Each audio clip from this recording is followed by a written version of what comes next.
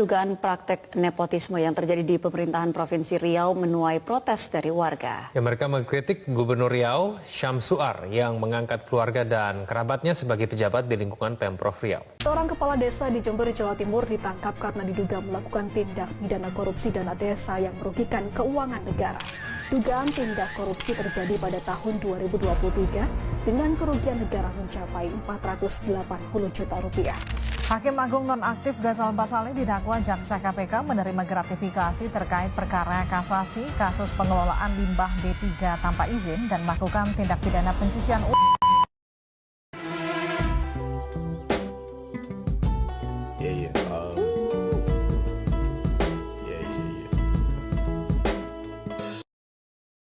Pertama-tama kita harus tahu apa itu KKN. KKN adalah singkatan dari kolusi, korupsi, dan nepotisme. Nah, yang pertama adalah kolusi, merupakan kerjasama antara pejabat dan pihak lain yang bertujuan tidak jujur dan merugikan kepentingan lain. Yang kedua adalah korupsi. Korupsi merupakan tindakan penyalahgunaan kekuasaan dan jabatan untuk keuntungan pribadi. Contohnya adalah menerima suap dan menggelapkan uang negara. Ketiga adalah nepotisme. Nepotisme itu sendiri adalah memberikan fasilitas kepada keluarga atau teman dekat meskipun mereka tidak layak.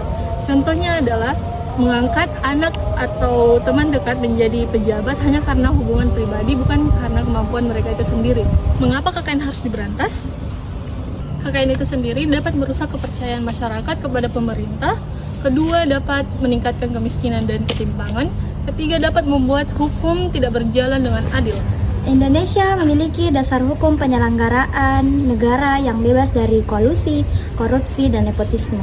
Dalam Undang-Undang Nomor 31 Tahun 1999 tentang Pemberantasan Tindak Pidana dan Korupsi. Yang kedua, TAP MPR Nomor 11 Tahun 1998 mengamanatkan pemerintahan yang bebas dari kolusi, korupsi, dan nepotisme. Ciri-ciri penyelenggaraan negara yang bebas dari kolusi, korupsi, dan nepotisme. Yang pertama itu pemerintahan yang terbuka dalam memberikan setiap informasi. Yang kedua, setiap pejabat harus bertanggung jawab atas keputusannya. Yang ketiga, setiap orang harus diperlakukan sama di depan hukum. Yang keempat, pejabat bekerja sesuai aturan dan bukan karena tekanan dari luar. Dan yang terakhir atau yang kelima itu aparatur negara tidak menyalahgunakan jabatan. Selanjutnya di sini ada lembaga yang bertugas untuk memberantas KKN. Yang pertama itu ada KPK. KPK di sini bertugas memberantas korupsi yang besar dan memiliki wewenang untuk menyelidiki dan menuntut kasus korupsi. Yang kedua itu ada kejaksaan. Kejaksaan di sini menyidik dan menuntut kasus pidana termasuk korupsi serta dia bekerja sama dengan KPK. Yang ketiga di sini ada polisi. Polisi bertugas untuk menyelidiki tindakan hukum, termasuk korupsi dan kolusi, serta mengumpulkan bukti untuk kasus korupsi. Yang keempat itu ada BPK, mengawasi penggunaan uang negara dan melakukan audit keuangan untuk memastikan efektivitas dan efisiensi penggunaan dana. Terus yang kelima itu ada Ombudsman RI. Ombudsman RI di sini menerima laporan masyarakat tentang pelayanan publik yang buruk atau penyalahgunaan jabatan. Peran masyarakat dalam mewujudkan negara bebas KKN. Yang pertama yaitu melapor jika melihat KKN. Kedua, tidak memberi suap untuk mempermudah urusan. Ketiga, mengawasi program pemerintah di lingkungan sekitar. Keempat, menjadi warga negara yang jujur dan patuh terhadap hukum.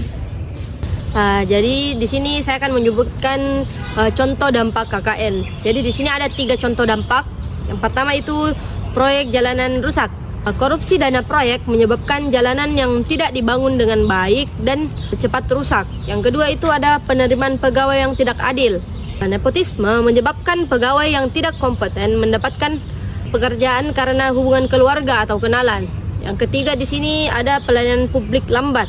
Korupsi menyebabkan pejabat lebih mengutamakan kepentingan pribadinya daripada masyarakat sehingga pelayanan publik menjadi lambat dan tidak efektif.